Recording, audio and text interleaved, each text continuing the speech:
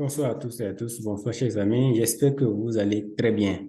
Ce soir, nous allons étudier les bridges. Qu'est-ce que c'est qu'un bridge et comment est-ce que cela fonctionne?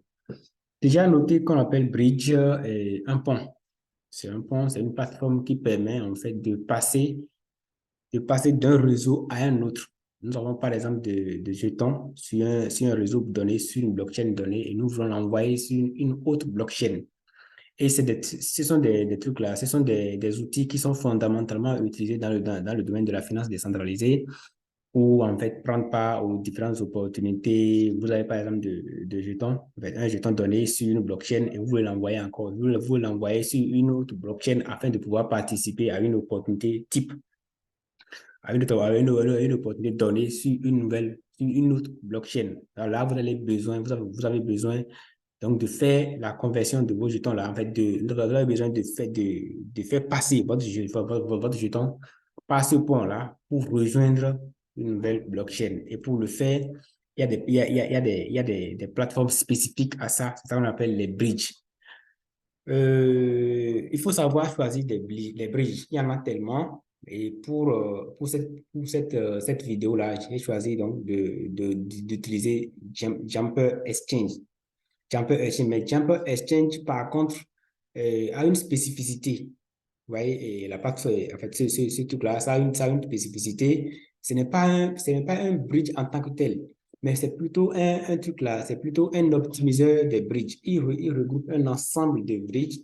Et quand vous voulez effectuer, en fait, votre truc là, quand vous voulez effectuer votre transfert, quand vous voulez effectuer le passage de votre jeton d'une blockchain à une autre, et vous commencez l'opération automatiquement, la plateforme vous fait des propositions, des bridges les plus rapides et les mieux adaptés en fait à votre besoin. D'accord? Donc, pour ce tutoriel-ci là, on va faire rapidement un petit essai. Vous allez voir un peu comment ça fonctionne. Vous allez voir comment est-ce que vous pouvez le reproduire chez vous. Et en fait, si vous êtes intéressé par les opportunités de la finance décentralisée, comment est-ce que vous pouvez facilement utiliser, par exemple, on se voit par exemple que vous avez du BNB, d'accord, vous avez du BNB sur le réseau Smart Chain, d'accord, sur le réseau, sur la blockchain de Binance, et que vous voulez l'envoyer, par exemple, sur la blockchain de Polygon Matic pour pouvoir prendre part à une opportunité, voilà, sur truc là, un agrégateur yield, ou bien ici, il y a un yield optimizer, ou bien en tout cas sur n'importe quelle autre plateforme décentralisée qui propose en fait des rendements, que ça peut être le lending, ça peut être l'emprunt, ça peut être le prêt, ça peut être le farming, ainsi de suite. Donc, vous allez maintenant passer par ce point-là pour pouvoir accéder, en fait, pour pouvoir recevoir vos jetons sur cette nouvelle plateforme-là et qui est bien évidemment érigée sur une nouvelle blockchain. Alors, pour le faire, on va ici. Je suis bien évidemment sur Jumper Exchange. Donc, vous tapez juste Jumper Exchange, Jumper Exchange. Vous allez avoir directement voilà, l'interface qui va se présenter comme ceci. Et là, quand l'interface se présente comme ceci, qu'est-ce que vous allez faire? Vous venez au niveau d'échangeurs. Ouais, au niveau des échangeurs. Quand vous verrez ici, c'est un peu comme ça, c'est un peu comme au niveau des trucs là, c'est un peu comme au niveau des plateformes décentralisées d'achat, de swap de jetons, d'achat et de vente de jetons. Ça vous demande ce que vous donnez et puis ce que vous recevez. Donc, la blockchain de laquelle vous voulez partir pour la blockchain vers laquelle vous voulez aller. Donc, ici, on vient ici, donc, je tape ici. Ouais, donc ça, il y a les différentes blockchains qui sont là. Il y a le blockchain Ethereum qui est là, blockchain Polygon qui est là, blockchain BSC, Binance Smart Chain qui est là, blockchain Ineos qui est là, il y a Phantom qui est là, il y a Chain qui est là, il y a Avalanche, il y a en tout cas Arbitrum, voilà, Optimize, ainsi de suite. En tout cas, il y a plusieurs blockchains. Donc, vous maintenant, supposons par exemple que nous voulons par exemple partir de la blockchain Polygon, d'accord, pour la blockchain Binance.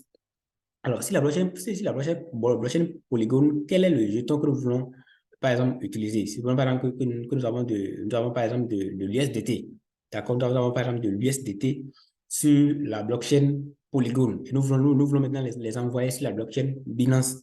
Donc, on vient ici, d'accord, sur la blockchain Polygon. Donc, on sélectionne d'abord la blockchain. Et la deuxième étape maintenant, c'est de venir maintenant sélectionner le jeton que nous voulons. Donc, je dis, on suppose par exemple qu'on a l'USDT, d'accord, sur la blockchain Polygon qu'on vient envoyer sur Binance. Donc, on va sélectionner USDT. Une fois que c'est sélectionné, maintenant, ça veut dire que nous avons de l'USDT sur la blockchain Polygon que nous voulons envoyer sur la blockchain Binance Smart Chain. Donc, je viens maintenant au niveau de la deuxième, de la deuxième blockchain, du deuxième réseau, et je vais maintenant sélectionner Binance Smart Chain. On va envoyer quoi? USDT. Donc, je clique encore sur USDT. Et paf, c'est bon, c'est là. Maintenant, quelle est la quantité que je vais envoyer? Si par exemple que j'ai 15, ou bien j'ai 20, ou bien j'ai 1000, ou bien j'ai 30, en tout cas, ça dépend évidemment de votre portefeuille.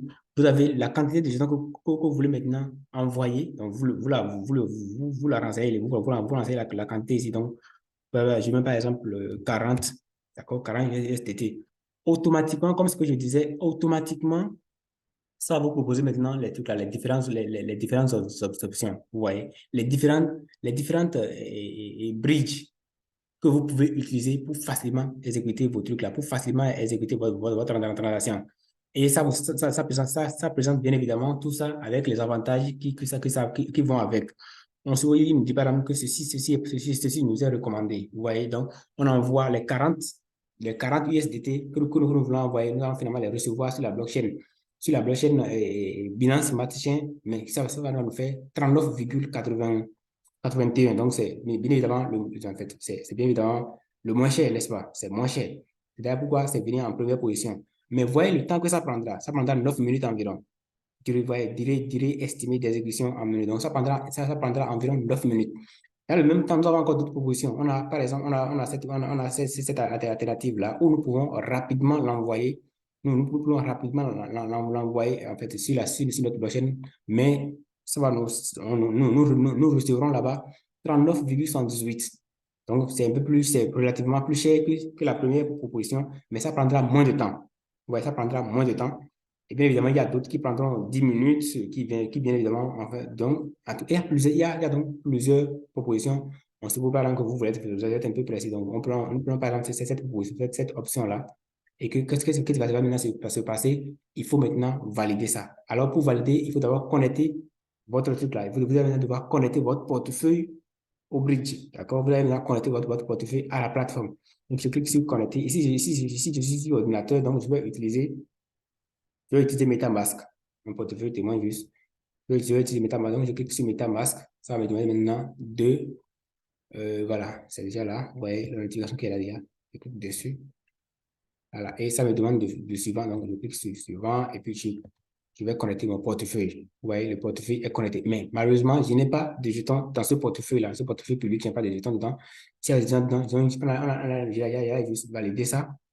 Et puis, le problème est réglé. D'accord? Mais ici, on doit déjà choisir le réseau. On doit déjà choisir le réseau. Vous allez voir que le réseau, par défaut, ici, c'est Ethereum. Vous voyez que automatiquement, la plateforme, elle est partie. Donc, on va d'abord ici choisir d'abord le réseau de destination. D'accord? Le réseau du ça de trucs là, le réseau de trucs là. Le réseau sur lequel on a les jetons, où il faut confirmer maintenant la transaction. Je viens ici, je vais choisir maintenant ici, normalement, et le réseau Polygon. Je descends vers le bas, je prends Polygon. OK. J'ajoute Polygon. Vous pouvez passer à Polygon mainnet. OK, super. Voilà. Et là, nous revenons ici à notre portfolio. C'est parti entièrement. Pas grave, on atterrit ça. Et voilà, on va reprendre le processus rapidement. Donc, on prend Polygon USDT. Qu'on envoie sur BNB, Smart Chain. Évidemment, USDT. La quantité 40. Ça me donne ça me donne les différentes propositions. On avait choisi celle-ci-là. Voilà, elle nous dit maintenant, ça met gaz insuffisant. Donc, notre portefeuille, voilà, le portefeuille est déjà connecté. Donc, il n'y a pas de frais de gaz dans le portefeuille. Ouais, il n'y a pas de frais, en fait, de frais de gaz dans le portefeuille. Donc, c'est pourquoi ça a mis automatiquement nos frais de truc là. Sinon, on allait seulement cliquer sur échange de départ et puis on va valider et le jeton va être automatiquement envoyé portefeuille sur notre portefeuille, bien évidemment MetaMask, mais sur notre réseau, sur le réseau BNB. Ouais, donc voilà un peu comment est-ce que ça fonctionne. J'espère bien que ce tutoriel-là va vous servir, en tout cas fondamentalement pour ceux-là qui sont fans des opportunités de la finance décentralisée. Vous allez sans doute avoir besoin de ça dans vos transactions de tout le temps, de tous les temps. Ouais, donc, d'ici là, portez-vous bien. Il y a d'autres astuces, bien évidemment, qui viennent. D'ici là, portez-vous bien et très bonne soirée à vous.